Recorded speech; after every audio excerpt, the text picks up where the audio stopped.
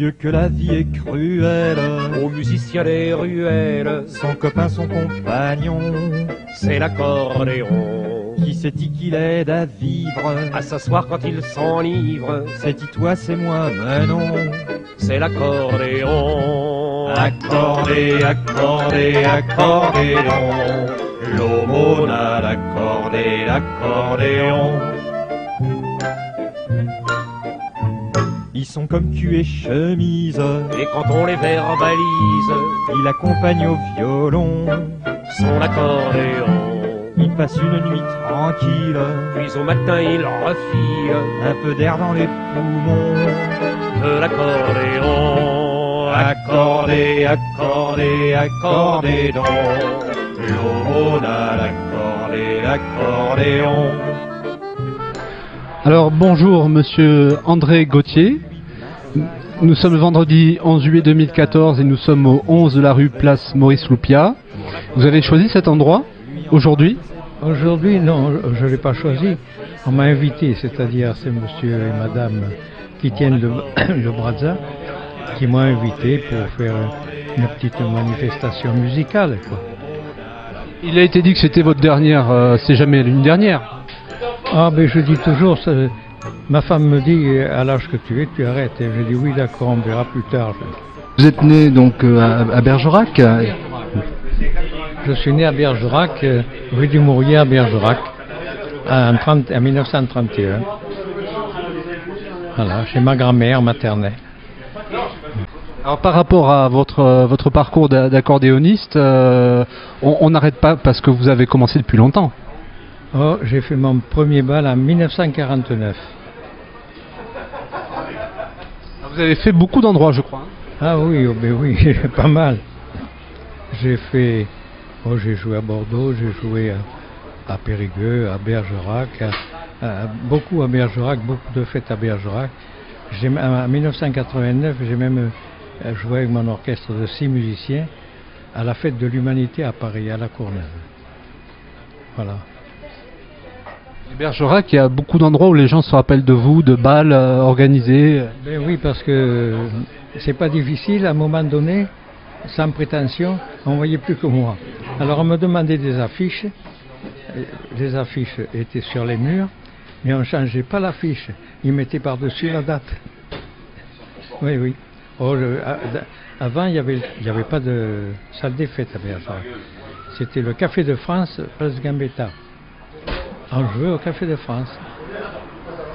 Et alors, vous m'avez parlé de 49, c'est quand vous avez commencé, mais comment ça s'est passé vos débuts? Tout au début. Mais au début, j'allais, c'est-à-dire mon père étant employé à la compagnie chemin de fer, je ne payais pas les voyages. J'avais des voyages gratuits. Alors ça me permettait d'aller à Paris prendre des cours. Alors j'ai commencé à Périgueux, Bordeaux à prendre des cours, et j'ai terminé à Paris, chez Raymond Gazab, le conservatoire d'accordéon. Donc vous êtes diplômé en quelque sorte? Comment? Vous avez un diplôme de conservatoire?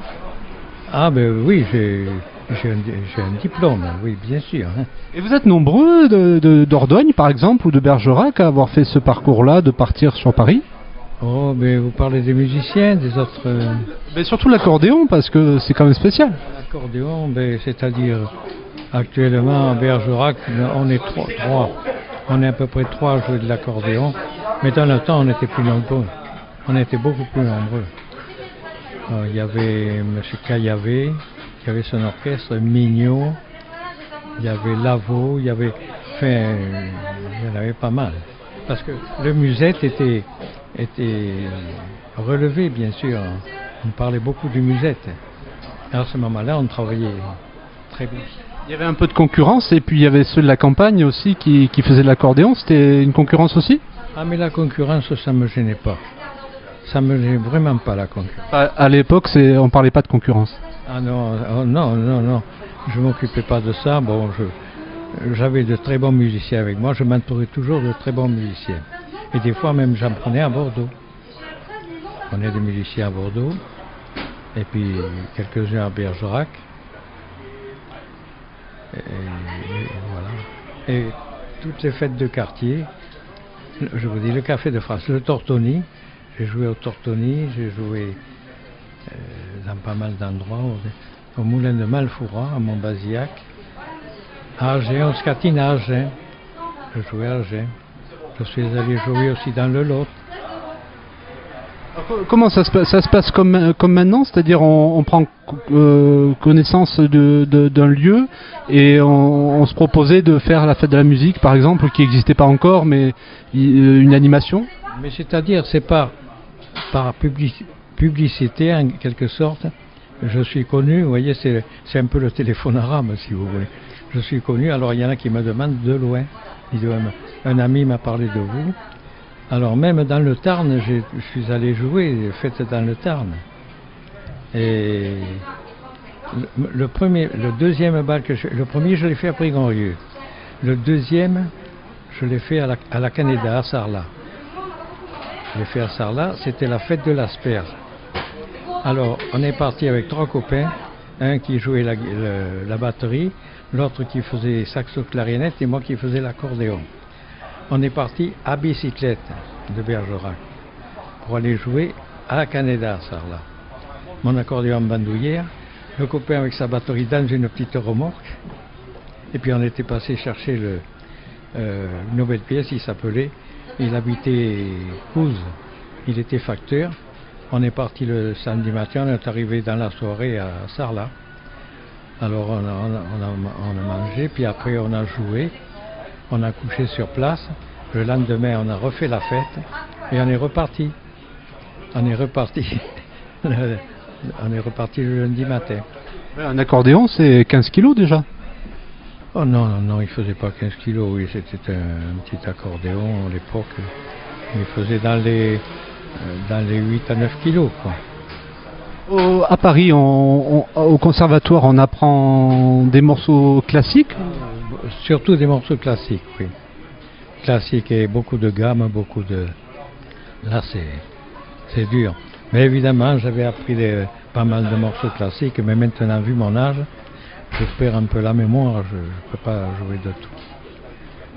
Je suis freiné. Est-ce que vous voyez dans la jeunesse maintenant des espoirs, comme on dit? Des espoirs, j'en vois à Bergerac, là, c'est Stéphane Ribérol, qui est vendeur chez mon ami Paulin, la maison Paulin. Alors, Paulin, bien sûr, quand il a débuté avec son petit magasin, c'est moi qui lui tenais son magasin.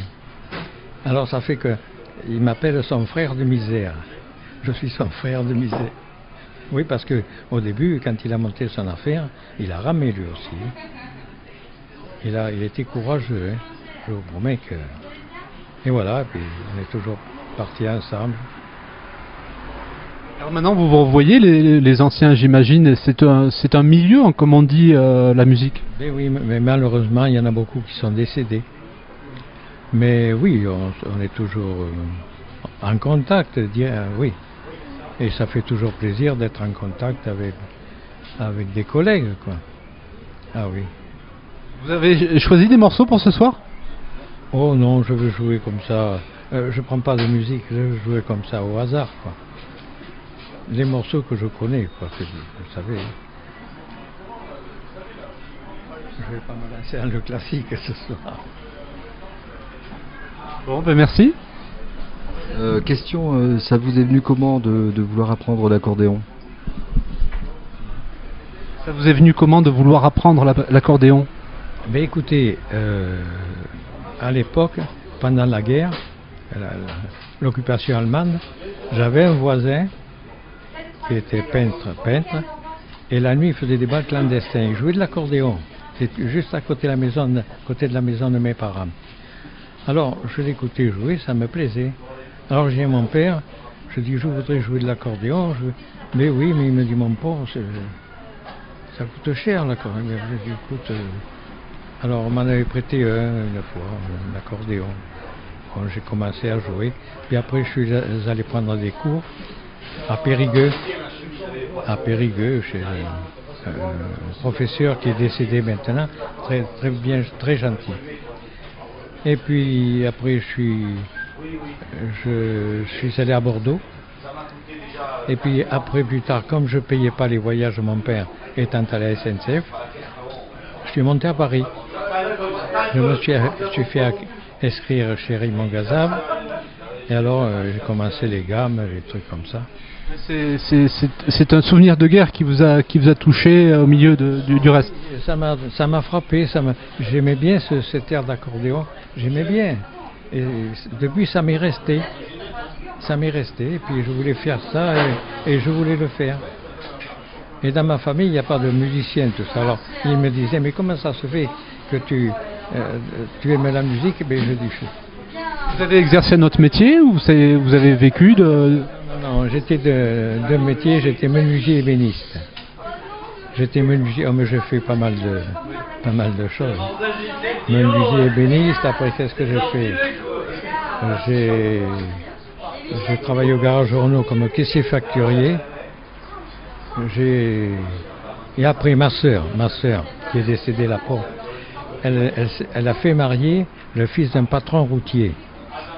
Alors mon beau-frère m'a incité à aller faire les transports avec lui. C'était pas mon idée, quoi. Mais enfin, pour lui faire plaisir, j'y suis allé. Alors au début, il me faisait faire des livraisons à Paris. Le soir, j'allais voir dans les boîtes de nuit, j'allais voir les musiciens à Paris. Puis après, je montais dans le Nord. Puis il m'a donné une semi-remorque. Alors je faisais l'étranger, l'international. Et une fois, je me trouvais justement dans le Nord, du côté de Westcal.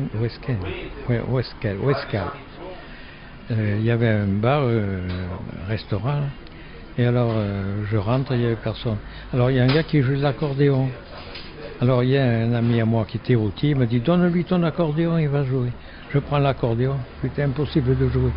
C'était le doigté belge. Et moi, c'est le doigté italien. Alors, je n'ai pas pu jouer dessus. Ah, j'étais comme un couillon. Mais oui. Est-ce que vous avez accompagné des artistes, chanteurs au cours de sur Paris surtout? Des artistes, des chanteurs, pas tellement. Des chanteurs locaux, quoi. C'était local, mais des chanteurs vedettes, non. Non. Je n'ai jamais eu cette occasion. Est-ce qu'avec l'accordéon, on peut faire du rock'n'roll Oui, on peut faire de tout. Seulement, il faut avoir à côté quelqu'un qui fasse le rythme. Parce que l'accordéon, pour faire le rythme, pour faire le chant, la main droite, d'accord. Mais les rythmes, il faut que ça soit la batterie, guitare basse. Alors là, bien sûr, j'ai fait dans les années 60. Je joue de l'accordéon, mais c'était le temps des Beatles, vous savez. Alors les jeunes, ils voulaient plutôt de la musique. Alors j'avais embauché des jeunes, guitaristes, tout ça, et moi je m'étais mis au synthé. Alors de temps en temps, quand on me demandait une valse, je la jouais, mais je jouais surtout du synthé, j'accompagnais l'orchestre. Oui, parce que c'était plus la mode de l'accordéon à ce moment-là. On peut passer d'un instrument à l'autre. Ah, mais oui, il faut quand même travailler. Mais du fait qu'on connaît la musique et un peu l'harmonie, on se débrouille partout. Voilà. En 1949, vous avez quel âge alors, quand il y avait ces bals clandestins? Je suis né en 1931. En 1949, j'avais environ 16 ans. 17 ans j'avais, voilà. Et pourquoi ces bals, ils étaient clandestins à l'époque, en 49? C'était interdit. C'était interdit avec la Gestapo qui était là. Et j'avais mon voisin, il faisait des bals clandestins. C'est-à-dire, il se cachait dans des caves ou dans des machins et les gens allaient danser quand même. Mais c'était clandestin. S'ils se faisaient piquer, je vais vous raconter une anecdote. Mon père, à l'époque, travaillait à la SNCF. Il faisait la ligne de Bordeaux-Périgueux, Périgueux-Bordeaux, Bergerac, tout ça. Et un matin, mon père revenait de faire son travail. Il était, à ce moment-là, il était chauffeur à la SNCF. Alors, il a un peu de charbon à la figure. Il rentre à 3 heures du matin. Et il y avait la police là qui était là, la police de Bergerac. Monsieur Gauthier, oui. On vous sommes de venir au poste de police parce que je vais vous rappeler que mon père avait toujours un panier où il mettait son manger, tout ça. Alors, vous me suivez au poste de police. Je viens de travailler. Il embarque au poste de police. Et quand ils ont vu mon père un peu plein de charbon et tout, et dans son panier c'était un casse-croûte, ils ont pensé que c'était pas lui. Et c'était mon voisin, Bayard, qui avait été dénoncé. Alors, la police le surveillait chez lui. Et nous étant à côté, ils ont cru que c'était mon père. Alors ils ont relâché mon père, bien sûr, et puis... Mais en attendant, l'accordéoniste, le voisin, il s'était barré. Il était parti dans les bois, quoi. Mais c'était très dangereux parce que la Gestapo, il rigolait pas. Hein. Il y avait des musiques autorisées? Oh, Ou rien? Oh, il y avait des musiques autorisées, bien sûr, les musiques courantes, quoi, qui ne parlaient pas de politique. Hein. C'était des refrains de musette avec des fleurs, tout ce qu'on voudrait, l'amour, mais c'est tout. Il ne fallait pas chercher plus rien. Est-ce que c'était le droit aux Allemands de faire de la musique ou est-ce que c'était le type de musique? Ah, ils aimaient la musique. Il y en a même un qui m'avait félicité parce que je jouais, mais je jouais pas au bal. Hein. Je jouais, je ne sais plus où je me trouvais. Il est rentré, c'était un commerce. Je jouais là. Ah, il m'a félicité. Parce que les Allemands aimaient bien la musique, attention. Hein. C'est de très bons musiciens, les Allemands. Sortis de là, mais... Voilà. Alors tout à l'heure vous avez parlé de la fête de l'humanité. Qui c'est qui vous a proposé d'aller jouer à la fête de l'humanité à l'époque? Oui, c'était pour l'anniversaire de la Révolution, 1789-1989. C'est-à-dire j'avais fait plusieurs fêtes du Parti communiste, quoi. Et à Périgueux, puis il y en a un qui m'a dit, vous voulez pas venir jouer à la fête de l'humanité? Je lui ai dit, pourquoi pas? Je lui ai dit, oui. Alors il m'a dit, mais c'est à la Courneuve, c'est pour jouer 3 jours, le vendredi, le samedi et le dimanche. Ah ben je dis, oui, à condition qu'on soit logé et tout, je veux bien. Alors je prends mes 5 musiciens et on est parti à la Courneuve, à Paris. On a joué pendant 3 jours à la fête de l'humain. C'était en 1989, et justement, je me rappelle, ce jour-là, il y avait Charles Aznavour qui était sur la scène maîtresse de la fête de l'humain. Parce qu'il y avait plusieurs petites scènes. Il y avait d'autres artistes qui étaient autour. Parce qu'il y avait, je ne sais pas combien de personnes, mais des milliers de personnes il y a à la fête de l'humain. Et on a joué 3 jours. Alors, là, c'était... Par département. Alors nous, le département, c'était un grand hall préfabriqué qui était là, où il rentrait 600 personnes pour manger. C'était la cuisine du Périgord. Bon, alors nous on jouait. Alors c'est la première fois qu'on s'est fait engueuler parce qu'on jouait trop bien. Non, quand même. Je dis, vous savez, c'est toujours facile de faire des canards, je dis alors.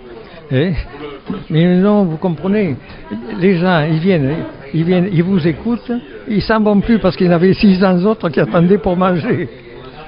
Mais je dis, écoutez, c'est pas difficile, plutôt que de m'en jouer, faites un entracte, on arrête et puis les gens vont partir. C'est ce qu'on a fait. Vous êtes allé à l'UMA par le biais d'une rencontre À la fête de l'UMA, oui. Vous avez rencontré quelqu'un qui vous a proposé? Ah, mais c'est-à-dire, qu'est-ce que j'avais vu là-bas, le chanteur de Toulouse, là, comment il s'appelle déjà? Oui, à Nougaro, il est venu faire une jam avec nous.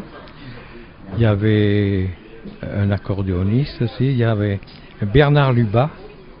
Vous connaissez Bernard Lubat? Très bon musicien, qui était aussi. Alors ensemble, quand on a réveillonné, c'était le dimanche soir, le dernier jour, et puis on a joué un peu, chacun son tour, et ensemble même, c'était très agréable. Puis voilà. Alors dites-moi, racontez-moi le meilleur souvenir de votre carrière et le plus mauvais souvenir de votre carrière. Le meilleur souvenir de ma carrière? Ah. c'est quand j'ai connu ma femme. Je l'ai connue dans un bal à Creil. Je jouais à Creil, un petit dancing là qu'il y avait. Et alors, j'avais laissé l'accordéon, puis il tirait une petite loterie, vous comprenez là. Alors c'était moi qui présentais. Alors, on m'avait donné à loter une petite poche d'œufs, des œufs. Alors je présentais la poche, je disais, et puis tout d'un coup, je sais pas, je regardais, il y avait une jeune fille là, assez mignonnette, qui me regardait en riant. Du coup, j'ai appelé. Et c'est de là que j'ai connu ma femme. Voilà. Est-ce qu'on peut embrayer sur le plus mauvais souvenir après ça? Ah, les plus mauvais souvenirs. Vous savez, c'est quand on fait des fêtes où il fait mauvais temps qu'on ne peut pas jouer là. Et quand on est malade, qu'on est obligé d'aller jouer quand même, et qu'on a une migraine. Ah, ça m'est arrivé quelquefois. Ah, c'est les plus mauvais souvenirs. Vous continuez et vous faites à différents endroits encore Oui, je vous dis, à Prigorieux, là, à la Monzie Saint-Martin, à Montpont, où est-ce que je vais le plus? À Sarlat, c'est tout, ça s'arrête là. Vous aviez parlé de la Mouline. Comment? Vous nous aviez parlé de la Mouline à une époque. Ah oui, mais non. La Mouline, c'était le soir des feux d'artifice, la Mouline. Oh, mais ça fait longtemps. La Mouline, oui. Ça a changé de style. Oh, ça a changé, oui. À l'époque, la Mouline avait un grand succès. Je vous dis, les gens venaient avec des remorques. Ils portaient leur manger parce qu'il y a un ruisseau qui passe. C'est le Codo, je sais pas quoi, qui passe là. Il y avait de l'ombre et c'était là. Alors les gens venaient, ils portaient leur manger en famille, ils mangeaient, puis le soir ils assistaient à la fête. Il y avait le bal, il y avait les feux d'artifice, il y avait des jeux, il y avait même un petit manège. Non, c'était convivial, quoi. Donc il faut puiser un petit peu dans votre souvenir que vous nous proposez aujourd'hui pour continuer ce genre de choses. Eh bien, maintenant, vous savez, je ne m'en occupe plus. Maintenant, à 83 ans, vous savez.